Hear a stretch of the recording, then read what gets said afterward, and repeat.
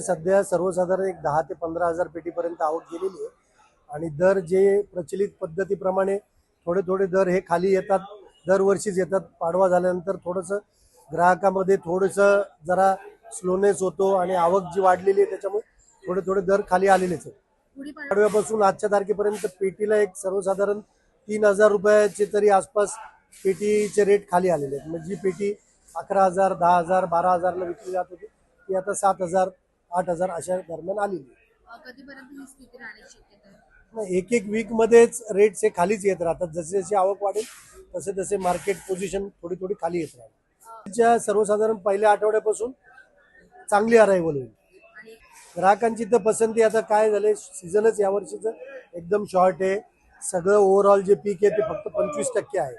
त्याच्यामुळे जो काय आंबा येणार आहे तो एप्रिल आणि मे महिन्यामध्येच येणार आहे. मे महिन्याच्या पण 15 तारखेपर्यंतच येणार. त्याच्यामुळे ज्यांना आंब्याचा स्वाद घ्यायचा आहे त्यांनी या 1.5 महिन्याच्या कालावधीतच घ्यावा लागणार. तुमचं